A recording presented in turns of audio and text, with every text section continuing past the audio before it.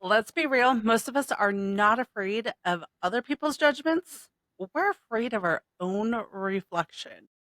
Welcome back to Unzip Lips again. I'm your hostess, Mary Freshwater, where we are going to be unzipping the truth and saying some harsh things that were never supposed to be said out loud. And I am super excited to have Jess back with me on talking about the thing we always want to avoid, which is meeting our real self because self awareness is not fun. um, Jess, welcome back as Thank we're you. Thank you. laughing. uh, I yeah, think self-awareness is fun, but maybe at the start, not so I think much. self awareness is amazing if you know what to do with it. Uh, I mean, last week we talked about choice, and I know we kind of talked about it briefly on awareness and choice really kind of go hand in hand. So that's why I'm super excited to have you back here with me today, is because they do really kind of coincide with each other. And Yeah. I guess the first question I want to start with you is, what is self-awareness really? Like, what is the typical definition? Should be, not what it is, but what it should be. It is- Self-awareness. Well, I guess I didn't come with like a proper definition. I guess what I would know it to be is like you recognizing like thoughts, actions, behavior, like even just having a question of something versus just acting like automatically. Uh, or like autopilot, like we talked in the last episode. Yeah, I don't know. Do you have a different definition? um, I mean, it's not Myers-Briggs, let's be real. That is not self-awareness. That's your operating system.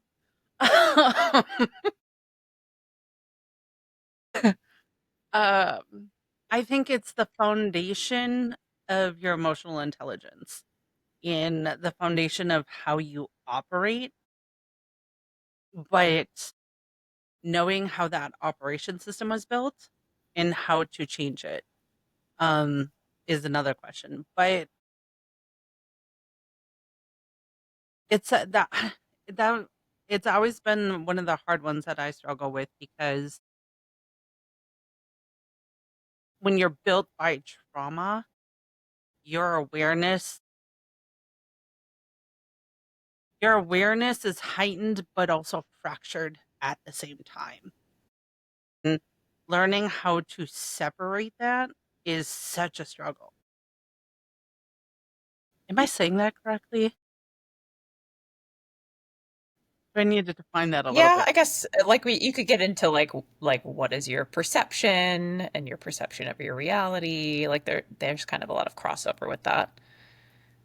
But it's more just like awareness that there is something there. So recognizing like there is trauma and there is also healing and where am I on this spectrum?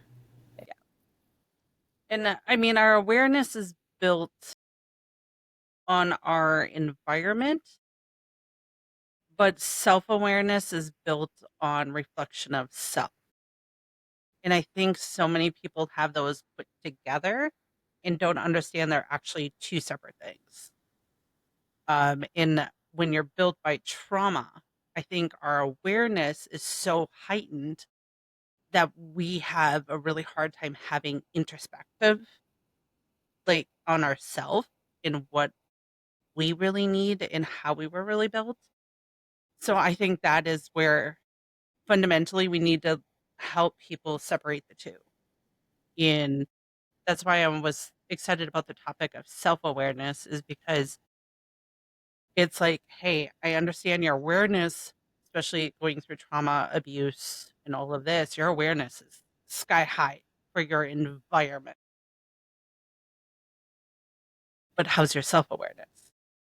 Because most of the time, trauma, people with PTSD, other disorders due to traumatic incidences, are kind of wearing a mask. because they don't know how to function with the emotions that they now have. Is that an accurate assessment, or am I totally? I'm so far gone. Yeah. um, No, I'd say that's accurate. I think for necessarily lack of self-awareness, but it can be like when you go from being, I mean, it's kind of like mindless versus mindful, like it's a lot and it's a lot of information. So when there's trauma there, it can be very overwhelming. Or there's either like the trauma's covering up, like we have lost memories of things, for example, like our brains kind of hide things from us. Um, that we slowly have to uncover because it can just be too much. Like people can uncover things very quickly and like re-traumatize, if you will.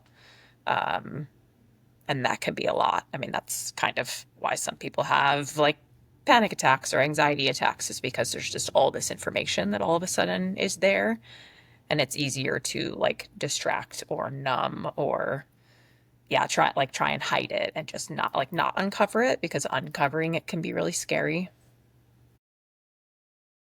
I think a lot of this is like, I know there's clinical clinical stuff that we talk, in all of this, but then there's also a lot of just reality. And as you know, you're someone who understands stuff yourself. That clinical theory and reality don't always 100% align. And that's okay, because it's clinical theory helps you start to understand what reality really has to offer, fullness of it. But I think with what you're saying with um sorry, I'm trying to develop the right words on this, is Yeah, the sorry. numbness, the emotions, all of that. And it's hard to deal with your own when you've been trained to deal with someone else's, bury your own to survive. And it's coming into full self-awareness of knowing, like I said, your awareness is huge, but your self-awareness has been shattered because you were programmed to do that. And your autopilot is like, be the peacekeeper, to walk on eggshells. You can't do this because you might get hit. And so your awareness is huge, but your self-awareness has been broken and shattered because you were trained to do that for survival.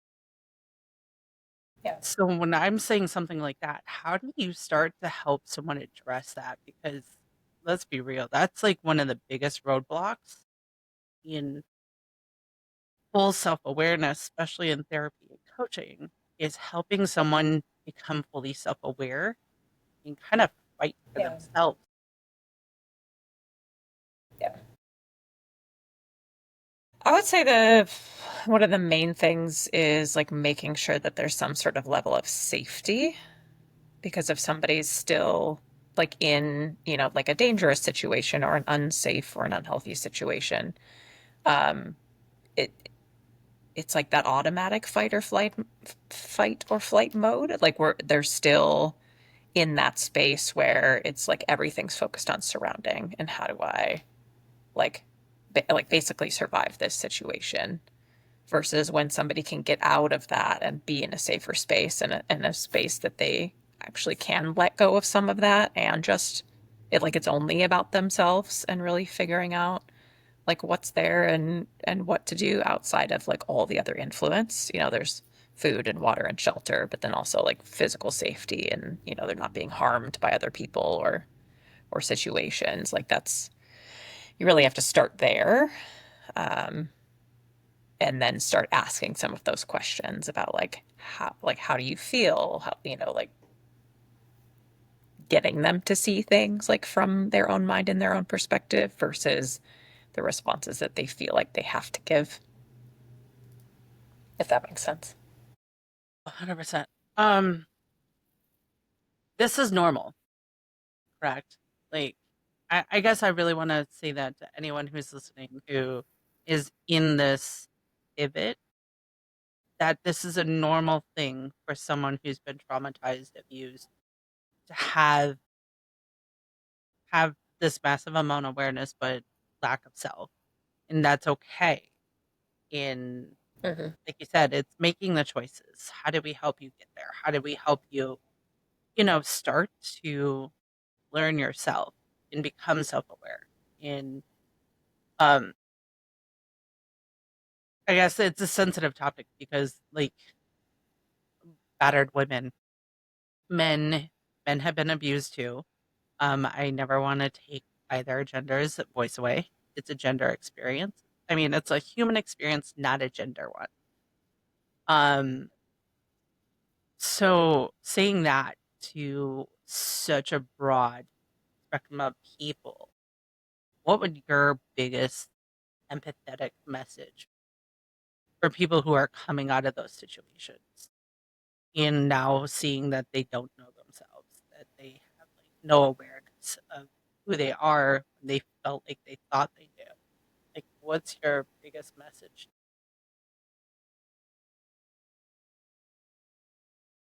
I mean, it's kind of two sides. One, I would say, like, what this is a struggle for everyone. So, and in that, like, everybody to some extent has some sort of trauma. Like, being a human being growing up in society, we face all sorts of adversities. And so there is always something that has traumatized us, or you could say damaged or hurt, or whatever that might be. And some people can scale that. There are like little things that happen and then very big things. But more seeing it as like everybody has something. So not to discount, your experience and compare it to somebody else. But then also like this self-awareness piece, like we aren't necessarily born with that. Like it's a skill. Like even somebody with the smallest trauma lacks self-awareness. Like it's something that it like evolves and you grow over time. And it doesn't matter how old you are. You can start at any time to work on that. It just so happens that, like, usually generation after generation, people are gaining more self awareness sooner because there are the tools and there are the skills, and people that have questioned it themselves and they're having, younger and younger people start to question and think about these things themselves. So, like, there is no, like, right or wrong starting point, like, too early, too late. Just is, and like trying to see that all as neutral versus like good or bad, or yeah, like making somebody wrong for something and just like starting where they're at. I like the fact that you brought in something that you talked about last week. In choices and self awareness, both start with questions and questioning. That that is a mutual thing for both of us. And I really, really like that you just brought that back in because it does a lot of stuff in our lives change because we start to question like what's going on around us, what's going on internally. And it really starts in that phase. And then you expand on. Instead of just letting that question go, you try to figure it out. And a lot of things start to snowball from there. So I really like the fact that you just brought that back in. And then I agree with you on the self-awareness. It is becoming something that people are seeking younger and younger. And that makes my heart happy because it also allows us to explore how we can make a better world um, if we utilize it correctly. But also, I want to Not make the everybody gains self awareness or chooses to do these things, but yeah. But also self-awareness. As you're talking, I'm like, oh, how do I say this nicely? Self-awareness is not your political affiliation. Um, like, although it so may seem not that way. as you're talking, I'm like, oh crap, why did that intrusive thought just come in? You just have to say politics or lack of talking about politics, and everybody kind of knows. Yeah, and I really don't like bringing that kind of stuff in, but in today's society, it's so wrapped up in people's self-image, and it's like, but how self-aware are you if that is such a huge thing of your self-image? Because, like, I'm all for being a fighter for people. I mean, that's why I'm doing this podcast, that's why I do what I do. I'm a fighter for people. Yeah. And I wanna leave the politics at that, but I don't also bring that into who I am because that doesn't allow me to fully fight for everyone on the magnitude I want to. So, but that's my self-awareness, you know, is, you know, how it could roadblock. Whoa. Um, slam the desk. I'm so passionate about this. Mental health is a huge passion if you haven't noticed. But I think with some, I guess let's talk about like what are some signs of lack of self-awareness? Because I think that might help trigger some people that maybe they're stuck in a toxic pattern that they think they know themselves, but there's actually a lack because of different, you know, roadblocks and it has Hmm. them stuck or trapped. What would you say some signs are of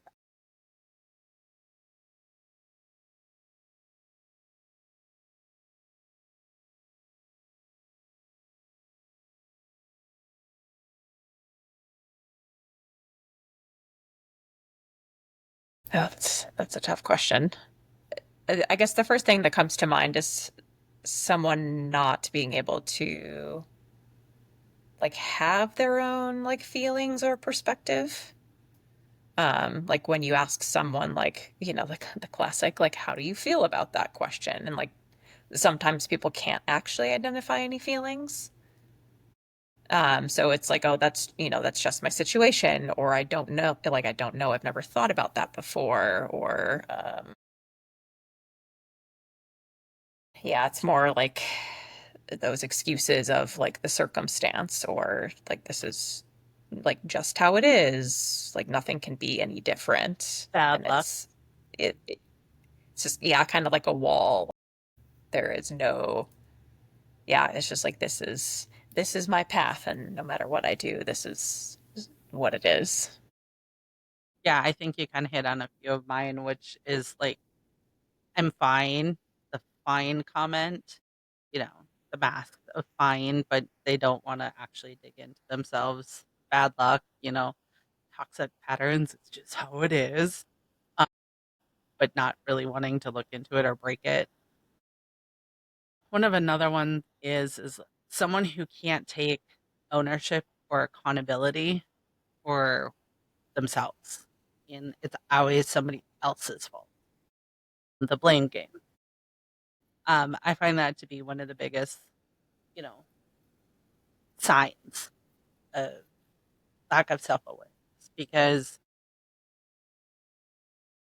you are 100% in control of yourself. No one else can cause you to do anything that you didn't want to do. So don't get me wrong. There are things that people can do to you. And yes, that is their their fault. They are responsible for that.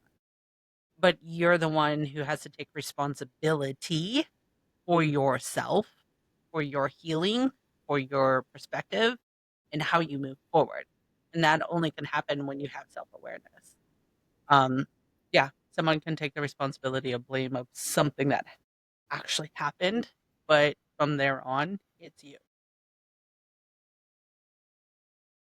I love the word responsibility. I use that one a lot because it's not such a like extreme word. Like we hear blame or, these like trigger words. And then then we go into like victim blaming or shaming and like all these things. It's like everybody just like worry about yourself and take responsibility for your actions. You can't control anybody else.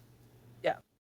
Actually, I was just talking to someone earlier about about responsible and responsibility and how they're actually two different things. Someone else may be responsible for what happened to you. Like they actually did something to you. They're the cause of what happened. But it's your responsibility to heal yourself. No one else can do that. Those wounds are yours to carry. Unfortunately, it's just sadly that is how it is. And Yep. really understanding that even though they're they're the same word, but they're not. You know, they change. The adjective changes, you know. So it's like understanding that I think helps the awareness part because you're able to say, yes, they did this to me, but I'm now the one. I'm the only one who can figure out how to heal me. They can't heal you. They can't do the work for you. Um, Someone can apologize for something, but let's be real, it does not like make that wound go away. It doesn't stop the Yeah. triggers. That is you. And unfortunately, that comes with a lot of self awareness and work, understanding the difference in that concept. Um, what are your thoughts on that? Yeah, I was just thinking of apologies actually. And that's usually a signal that someone can like has some level of self-awareness and can retake take responsibility um, versus somebody that can't. Because if someone, often there's like the classic line of, jumps to the extreme of like, oh, like I must be this horrible person. And there's this whole guilt trip. Like it's this all or nothing versus like, no, maybe you made one small mistake and it hurt somebody. And that doesn't mean that you're this overall like terrible person, but like you can have the self awareness enough to say, like, that doesn't have to define me. Like, yes, I did something wrong. I can apologize and or repent or like whatever it is. That some people can't do that. And that's like a big sign usually too when there's like a lack of self-awareness is somebody who can't see like, this one action and how it affected somebody and apologize for it. Yeah. I actually just heard a story the other day of a woman who doesn't believe she doesn't apologize for anything in her life because she doesn't believe apologies are worth anything. Because it's a change in action, that really shows whether you were like whether something impacted you or not on changing. And I always have always said because everyone says words mean nothing, actions mean everything, or you know, some type of quote like that. I always forget what it is because I don't like it. Because I think your words show your intent and your actions show your character. And it's like them together that shows who you are. You know, you know, really builds a perception of who you are. And so if you can't apologize, which is the first step of showing your intent, then your actions are not going to carry full merit. So it's really like you got to have the two to change your perception, like someone's perception. So it's really being fully aware of yourself in your intentions of where you want to go from here. And when you can only take responsibility for part of that equation will never add up for what you wanted. And so it's like, again, a lack of self awareness is the ability to take full accountability. And that would be that first part. Someone who can apologize, someone who can say a full apology, not a backhanded apology. There should never be a but in I'm sorry, but let's I clear deal this with this up. quite a bit, actually. What? I deal with this quite a bit, actually. Like, Yeah, you do therapy. You you do would a think couple grown therapy, adults could honey. make apologies, but they cannot. Yes, I do. Kudos to you. Um, I love it. It's fun and exciting, but yeah, some people I'm just like, ugh. well, I mean, but it's not just men, and I want to get this clear because women say guys do it all the time, and I have seen so many women who, well, honey, I'm sorry, but that's not how I meant to do it. You should know better. My God, I want to strangle you, girl. Like, no, that is not, no. Like, you should know Both I sides am are mad. guilty. No. Oh my God, guys. And then we all sit here and wonder why guys get so frustrated with us. Come on. Like, you think you're psychic. Well, I could say something to that. So, yes, and like this is also like you have to be so unaware to not see that your partner's upset. Like, get a clue. And I say that in the nicest way. Like, people that are together for years, like, you know when you're going to do something that's going to piss your partner off, and you do it anyways, or you like blatantly ignore something that's like, when they're get like, So, it's a vibe, you can feel it. yeah, Stop it. I'm going to devil advocate for men right now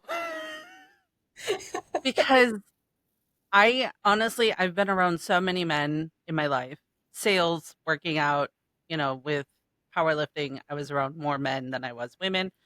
Um, and they get so honed in and focused on something. And I'm sorry, I'm not giving them a pass on this. I'm not the Please no one say I'm giving men a pass, but I've seen where they get so singular minded that something happens in the background and they're not even aware of it. And they can see their partner is upset and they're trying to figure it out and they're asking them, why are you upset? Because they can see that they are, and they're dumbfounded because they're really clueless. If a man is asking you, why are you upset? The response should never be, you should know. I'm sorry, but he would not be asking you if he knew. Like, so I'm advocating on that. Like, if your partner's coming to you and saying, "Hey, why are you mad?" Like, I can see you're physically mad. Just tell me. Like, this is where awareness on both parties come in, and self-awareness is, I understand you're shutting down, you're mad. I'm asking you what's up because I see it because my awareness is there, and but I have no clue what I did, and I'm trying to figure this out with you. And it's like, and I know women like this too.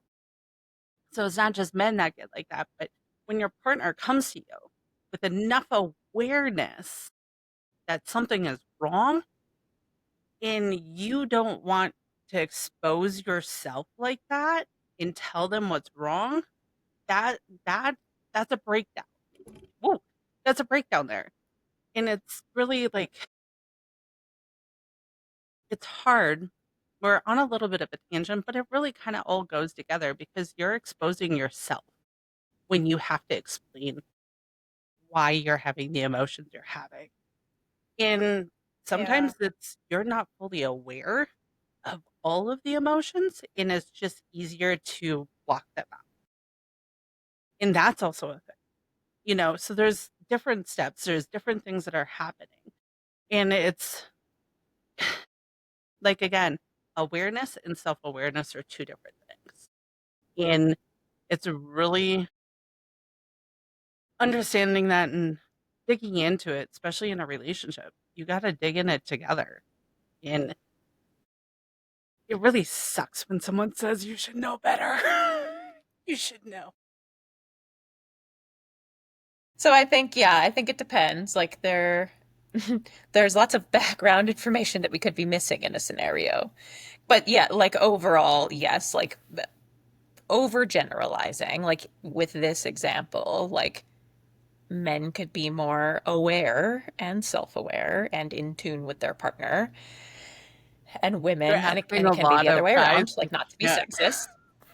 Um, but then like with women, yeah, it is like opening up and sharing and communicating. And though like the other way around is likely the woman or man is withholding because likely in the past, again, here's where a trauma can come in, is they've been like usually invalidated or shut Demonized. down or their feelings have been made to be wrong or like there's something else there that's keeping them like they don't feel safe opening up about those things. So that's like a Yeah. whole other can of worms. And that is situational awareness. Like you can't, that's not self. Like that's awareness as a whole. Like you're going to get demonized for their actions causing these feelings. Again, victim blaming, demonization, gaslighting. I think we can hit all of the hot words right there. And I mean, it happens, but then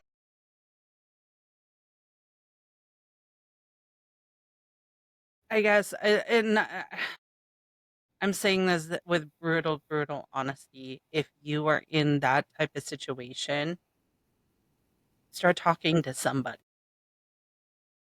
just somebody. Like either you're opening up to a very trusted friend. If that's the first step, that's the first step. Seeing a therapist, reaching out to a coach. When you're in the thick of it, I typically, depending on the severity of the situation, I would recommend a therapist at times before moving into coaching. Um, Depending on the coach's actual ability to handle that level of like recent trauma, I guess is the best way of saying that. Because there is different levels of healing where you just need more help. And Yeah. again, I'm an advocate of therapy. I've gone through so much of it over the years, um, especially after the PTSD episode I had. Like, I'm a huge advocate of seeking out professional help. Um, I'm not discrediting coaches because that's what I am. I'm just saying there is a point where I think coaches also need to make sure their awareness and their self awareness and their abilities on having on the back burner resources of therapists and people that their potential clients could reach out to first and start with a different level of care and then move into their care later. Yeah, they're Yeah. not a client for today, but maybe they're a client for tomorrow. And I know in business they hate that. But it's the reality. And you're talking about someone's mental and emotional stability. Yeah. I mean, and that's the tricky part about like therapy versus coaching. Like it's a fine line and you have to be careful because somebody in a vulnerable position can be taken advantage of really easily. Um, and so it's like that self-awareness, like for yourself when you're seeking help, but then also like the helping professional. Like you have to know, am I taking sides in this situation? Am I being triggered by a client? Is something coming up that I'm like, I'm way out of my depth for? Like those are all like again, like self-awareness cues. Maybe this person is not right for me. Like, yes, I want them to be my client or I want to help them, but I'm not the best person and like someone else is better suited for this. Yeah. And I guess in self-awareness is knowing your limitations. Like you know your limitations. You're not guarding them, you're not trying to like hide them. You just know them. And I if you know your limitations and you really are okay with them, there's nothing to be exposed because you're already comfortable with them and you can build on them, you can change your limitations, but it's okay to know them and not try to like hide them and protect them. Um, so I know we gotta be wrapping up here shortly because you're a busy woman. I do want to add one thing to Yeah. that though, like because this I think this is important for like all people, like clients with working with anyone, like I'm talking anyone, not even just like coaches or therapists, like anybody in the helping profession and world. Something that's really stood out to me quite a bit is like we have these like really extremes. It's like this is the end all be all, like this is the fix all, the magic thing, one that never exists anywhere. Like we should all know that. That's like a walking red flag. And so for anybody that's listening that doesn't know that, that's a red flag.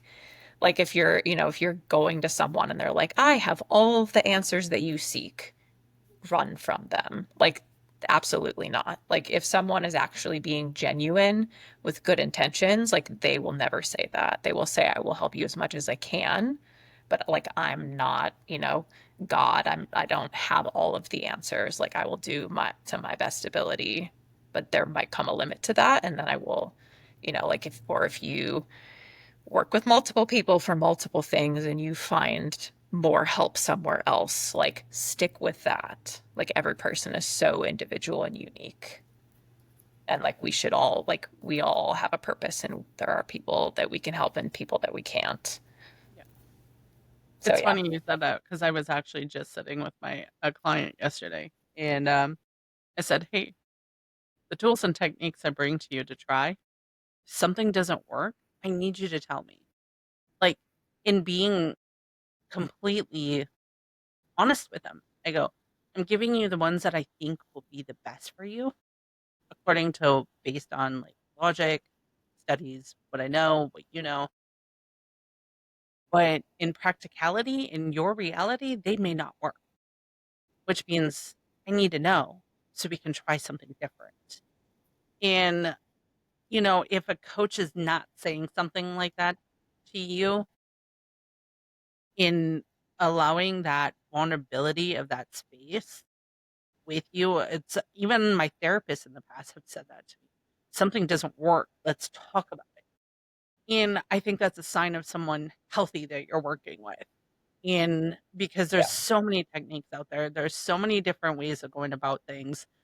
And sometimes you got to think outside the box. Um, outside of the box for helping with self awareness. This is an exercise I did when I got divorced 9 years ago to start learning myself and becoming more aware of who I was. Is I wrote the owner's manual to marry freshwater. Like, think about that though. That's Like, awesome. it's like it doesn't exist in the psychology realm to have someone write the owner's manual to themselves. But that exercise that I did for myself allowed me to understand my mentality, my emotional awareness that I was at the time. Like, it really brought so much of self-awareness so quickly because I had so much self-reflection in really that introspection. So, like, anyone who's really, really wanting to figure out some self-awareness real quick, I challenge you to write the owner's manual to yourself. How much can you, if you handed someone you never met that, can they read it and come back to you and understand you? Like, how much can you write? Like, how much do you actually know about yourself that you can help somebody else understand how you function? Weird exercise. It's really, yeah, I know.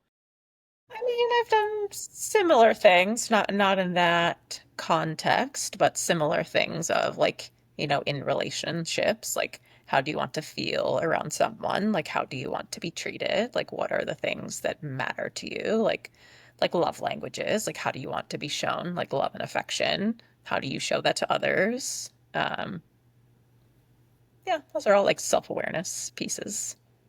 So, closing statements. Do you got one for me today here, Jess? Let's be mean. Let's be mean on this. I'm just kidding. Be mean. Oh. Just joking. Say the dong thing. Come on. I'm just kidding.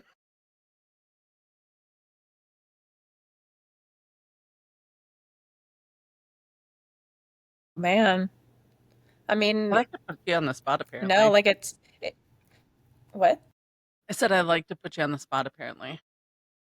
Yeah, that's okay. Um, I mean, self-awareness is just one of the most like powerful tools like that in mindfulness. Like it is, I mean, pretty much my life's work. Like, and it's like ever evolving. So I don't know. It's not like something that you just like do and forget about. Um, yeah, like it just is part of who you are and your identity and like you growing into like to the best version of you. And yeah, like you can change anything, you can become anything. You mean I can be an astronaut? Am I going to the moon? I'm just, sorry. Within reason, yes, I mean, 100%. if you, you know, go to school and you work for that, sure. Like obviously there are limitations. It's not like I miss the age absolutely mark. anything and everything, but I miss the age marker. I'm sorry. No, I agree with you though. Is 100%. And self-awareness, like as you're coming into it, is becoming a daily practice.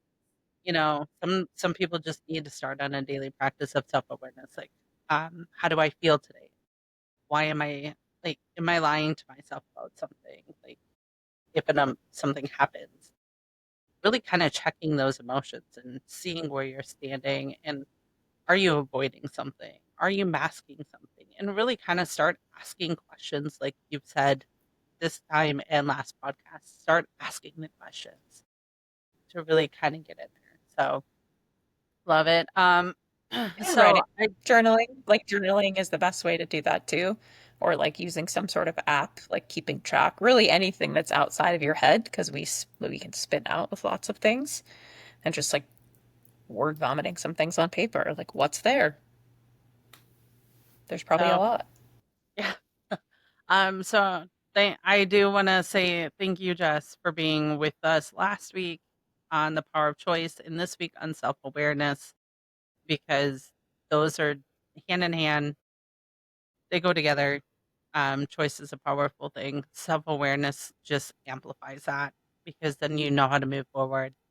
So my final thought is really weird because stop looking outward and start looking inward, because especially anyone who's gone through trauma, you've been looking outward, your awareness is on point, but doing the work and looking inward is now the greatest tool you have for healing and moving forward, overcoming triggers, and letting that past really be in the past.